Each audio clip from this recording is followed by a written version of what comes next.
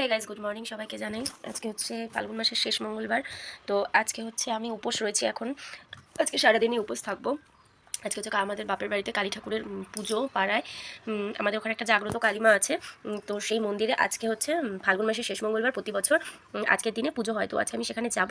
আমি এখন ঘুম থেকে উঠে ছেলেকে দিয়ে এলাম স্কুল থেকে এসে আমি একটু বসে আছি। স্কুলে যাওয়ার সময় বন্ধুরা একটা কাণ্ড হয়েছে। ছেলেকে স্কুলে দিতে যাওয়ার সময় মানে সিঁড়ি থেকে নামতে গিয়ে একটা সিঁড়ি বাদ দিয়ে আরেকটা সিঁড়িতে পা দিয়েছি। তো উল্টে গেছি দুজন মিলে, আমি আর ছেলে দুজনেই পড়ে গেছি। পড়ে গিয়ে আমার পাটা কেটে গেছে।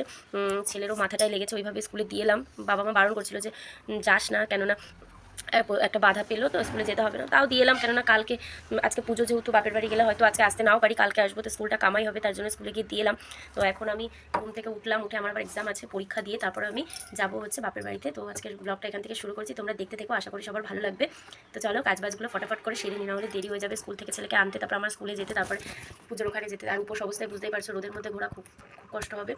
তো টাটা বন্ধুরা। তার মধ্যে কয়দিন আগে শিবরাত্রির উপোস করেছি, তো শরীরটা এমনি ভালো নেই। শিবরাত্রির উপোস করলে অনেক নিয়ম থাকে, আগের দিন সংযম, তারপরে আমি যেহেতু দুদিন পড়েছি, প্রথম দিন পুজো দিয়েছি, দ্বিতীয় দিন সারাদিন না খাওয়াই ছিলাম, ভাত খাওয়া যাবে না, রান্নার জিনিস শুধু সাবু ফল খেয়েছিলাম, 2-3 দিন মতো না খাওয়া ছিলাম, তারপরে আবার মাঝখানের দিন খেয়েছি, আবার আজকে উপোস।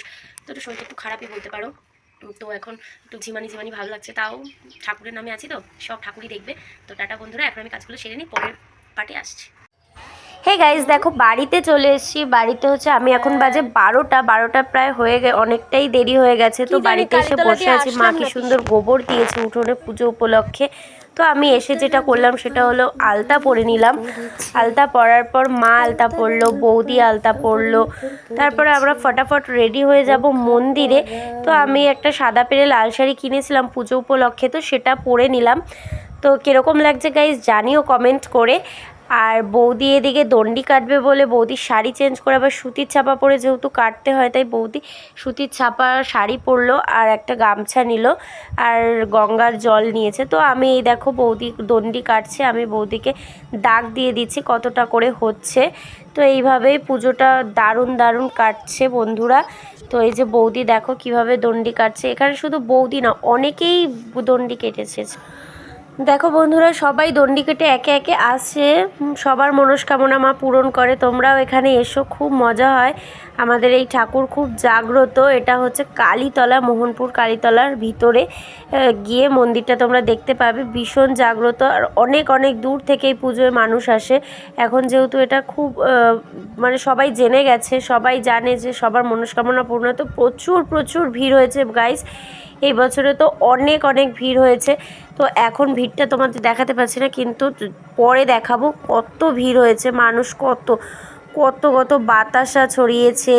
তারপরে অনেকে না বুক চিরে রক্ত দিয়েছে, যাদের যে মানসিকটা ছিল সেটা করেছে। তারপরে কেউ দণ্ডি কাটছে, কেউ ধুনো পোড়া দিচ্ছে, মানে অনেক রকমের মানসিক যে যেরকমভাবে করে সেইভাবে সবাই মানসিক পূরণ করেছে। তারপরে হচ্ছে যজ্ঞ হয়েছে। এইভাবে দণ্ডি কাটতে পুরো মন্দির অবধি যাওয়াটা কিন্তু খুব কষ্টের বন্ধুরা। তবুও তারা কত মনে সাহস নিয়ে যাচ্ছে, তাও আবার পুরো উপোসভাবে। এটা মা না থাকলে, মা যদি এই ভালোবাসাটা না দিত, নিশ্চয়ই এটা হতো না। মা মনের জোর রেখেছে এত। আমাদের মন্দিরটার থেকে পুকুরটা কিন্তু অনেকটাই ডিস্টেন্স গাইজ। আর রাস্তাটাও ভালো না, পুরো এবড়ো খেবড়ো, সেইভাবে তারা পুরো রাস্তাটা আসে। তারপরে দেখো এখানে যজ্ঞ। এই দেখো গাইস, ভিজে পুরো কি অবস্থা। ঠিক বৈশাখীদের বাড়ির সামনে আসলে আমার ক্যামেরাটা খুলতে ইচ্ছা, ঠিক বুঝতে পারি না। এই দেখো, এটা হাই করো, দেখো এটাই স্মৃতি থাকবে, ফেসবুক কখনো ডিলিট করে না গাইস। 7 বছর পুরনো এমনি ফোন ডিলিট হয়ে যাবে, ফোন চলে যাবে, ফেসবুক